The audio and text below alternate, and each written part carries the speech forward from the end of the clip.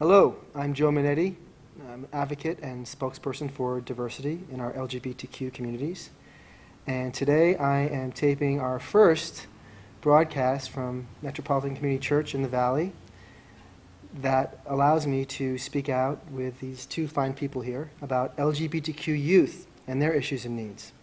I want to say a little bit about MCC in the Valley.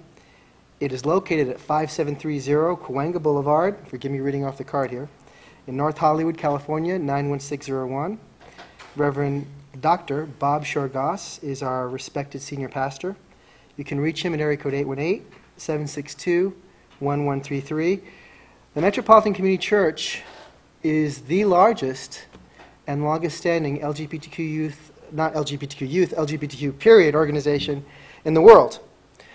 And I'm very, very honored and thank Reverend Bob for this opportunity to allow us to do this. So from there, I'd like to introduce our two guests today, which to this side is Heather Hofstedler, who is the co-founder of Hollywood Youth Pride, a wonderful grassroots LGBTQ youth organization, and Alex, who produces the Strapped. Yeah, the Strapped parties in West Hollywood. That is a venue that allows people join. You know, women, transgendered, queer, identified, talent to get some exposure, and the community will know that they're out there and know that they're talented. Right on. That's what we need. And Heather, anything else you want to add about Hollywood Youth Pride? Oh, I think that will sort of come out as we continue talking. Absolutely. Well, I just want to add, it's wonderful that these are two young people, they're 20-somethings. This old bear here, in his 50-somethings, approaching his 50-somethings, is looking forward to hearing their opinions. They are the voice of the future, and they're both involved with the future and involved with LGBTQ youth, and I want to hear, basically, allow them to tell us their perspectives from a 20-something point of view about some things that are going on. Let's start off with, there's been a lot of things in the news lately. Constance McMillan, who was denied her right to go to the prom with her partner. Yeah. Okay, Will Phillips coming out at 10 years old, speaking out about the fact that he didn't want to recite the pledge until the right to marry was granted to all people.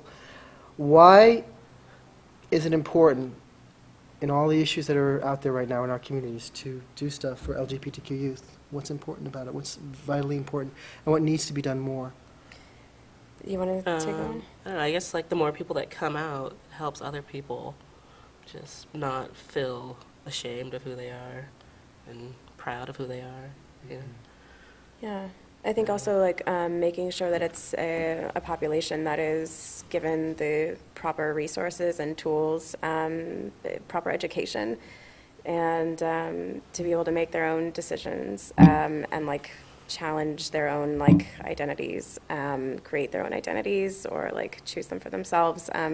I think that that's a space that we don't really give a lot of our youth right now, and I don't think that necessarily is restricted to gender or orientation issues. I think that that's just one area that definitely needs some attention. I agree, and I think I've been doing outreach with different communities, and I think I'm going to say the word that nobody wants to talk about, money. I think that money probably has a lot to do with this. I see nodding your heads. I know that people come to me and they say they want to support youth, but when it comes to actually getting out there and doing it, I think money's a factor. I know that one of the considerations is who can we benefit from financially? Right. Yeah, I think that that's definitely a struggle. I think that I'm not quite sure. There are probably lots of answers as to why a lot of youth projects do or do not get funded. I think it's also really difficult to receive any sort of funding or attention or support if you are not properly packaged, meaning something that's more so socially acceptable, something that especially in Los Angeles, among other folks in the industry, that doesn't have a pretty shiny, nice, squeaky clean, something that they can get behind.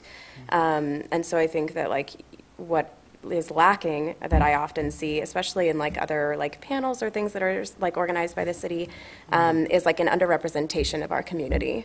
I think that's really problematic.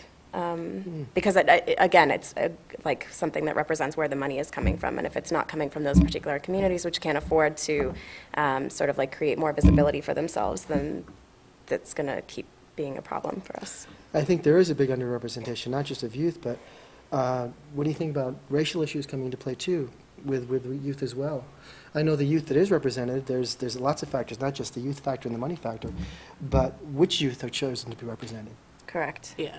I mean, I guess it's still kind of like they wanted me to have a party for the Black Pride. You know, they wanted me to do it, and I was like, I don't know if I'll be in town actually, but you know, it is important, and I probably should make the effort because I think, like, yeah, I don't think I've actually had that many Black youths at my parties because I can't find them. I don't know where they are, but maybe they're not really expressing themselves as much as other people because they've already got so much other pressure from the family and their community in the neighborhood. It's like even more religious based sometimes, so they're extra like not coming out. And I don't know. So how do we reach them? Go ahead. Yeah, I was going to say actually something that that was really challenging for me was to like attempt to like sort of like, I don't know, facilitate a sort of like hand holding and like bringing them in and like bringing everyone in together. Sorry, that's like sounds sort of silly, but like I found that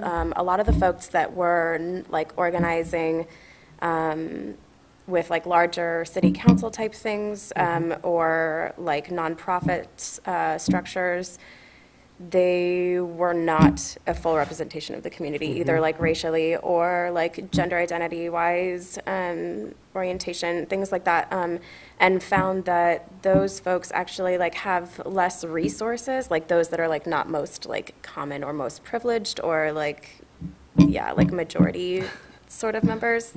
Trying to be careful about like terms, I don't know. And Hey, listen, all PC stuff is out the window. yeah, Let's so just call it like it is. Yeah, I think that like it was really challenging for me to like move to LA not more than like 10, 11 months ago and find that like a lot of like racial minorities were actually like creating a lot of outreach by like having like party scenes.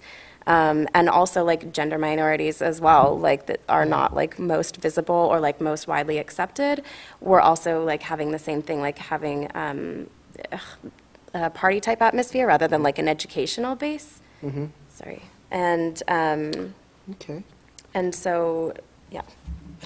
I think that we need to talk some more about that, and I think those are definitely issues that are prevalent. I've seen in my outreach as well. And I think there probably are other things to explore besides parties or bars as a way of doing outreach with the communities.